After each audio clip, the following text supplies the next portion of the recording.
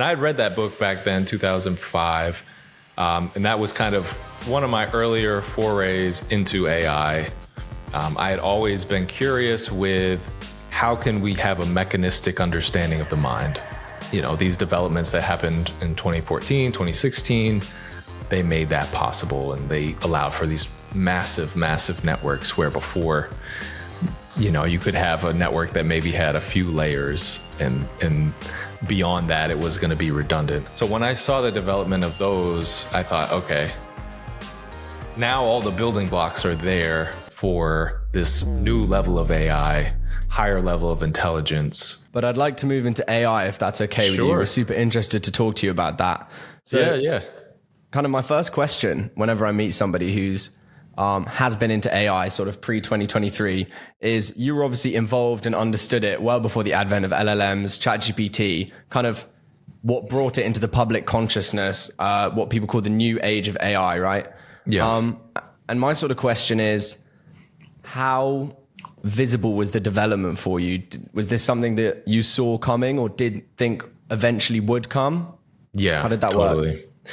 Well, two major milestones for me. One was Ray Kurzweil, this futurist, very popular writer, had come out with a book called The Singularity is Near back in 2005.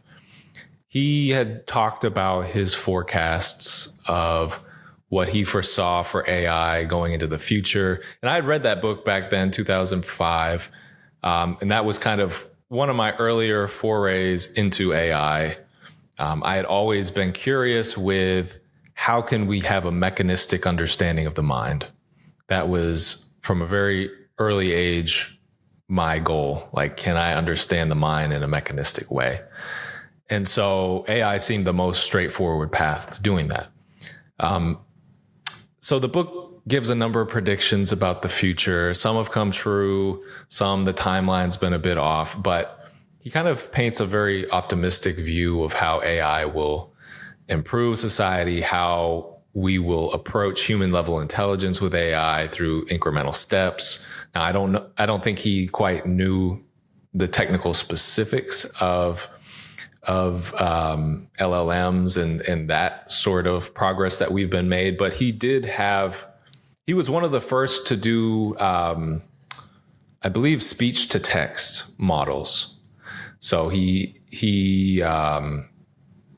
worked on that, or actually was it text to speech? No, speech to text. Anyways, so he has a good understanding of AI and what's possible. The next thing was there was a paper, and I'm trying to remember what year this was. It's either 2014 or 2016. It was in that range. But it was on the development of the transformer.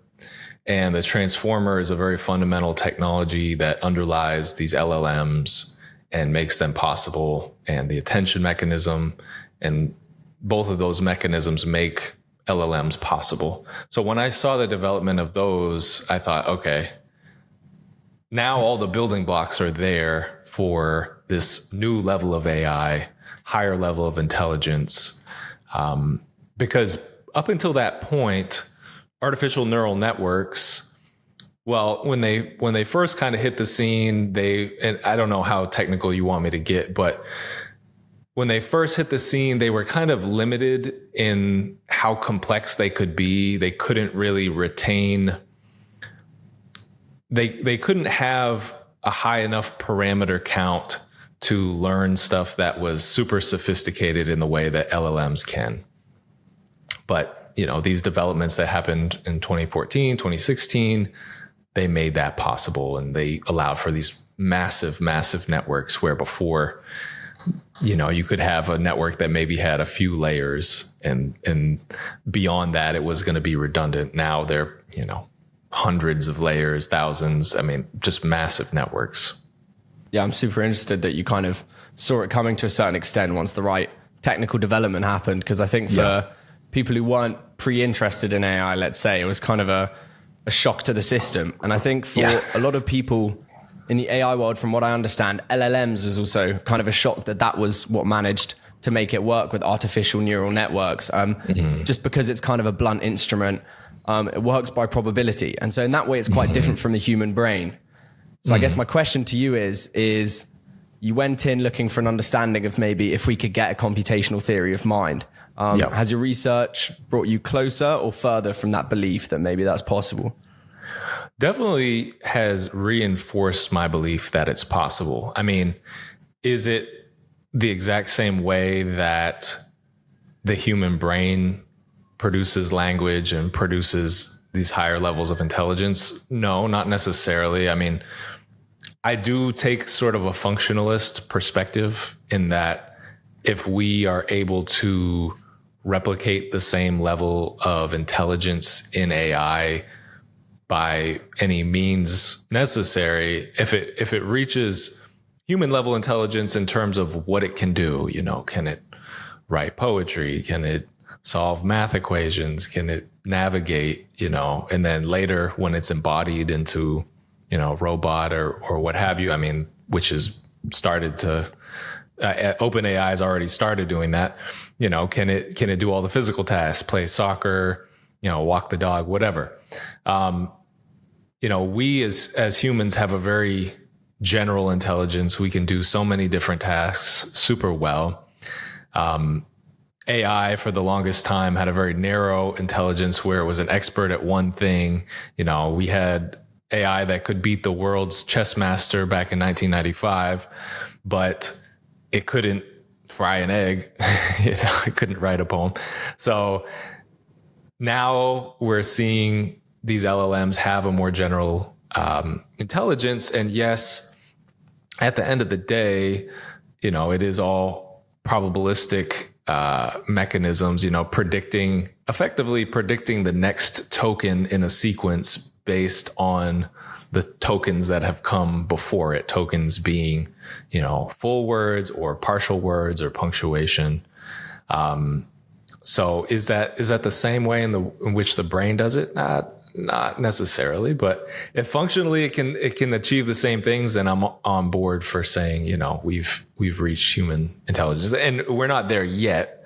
But I mean, look at the progress we've made recently. Crazy. Please welcome Cameron Hamilton. He's a serial startup founder, an AI expert, data scientist, but most impressively, he's a successful contestant on Love is Blind. What does it mean to you to take a leap of faith? Throughout life, we are faced with scenarios where we must take a leap of faith. In the context of a relationship, that means being vulnerable. You risk being rejected by that other person, and that's scary. Is love truly blind? Your company, Alliance AI, For all of us who would love to preserve consciousness in a digital medium or back up our memories, our personality, if that's even possible. So what do you think about OpenAI, for example, and how they're dealing with questions of objectivity? Yeah, that's a great question. Hey guys, I hope you enjoyed that short clip of our episode with Cameron Hamilton. If you want to see the full episode where we get into AI, real estate, and Love is Blind, you can click right here. And don't forget to like and subscribe so we can keep getting guests like these and keep bringing you guys interesting content. Thanks so much. See you next time.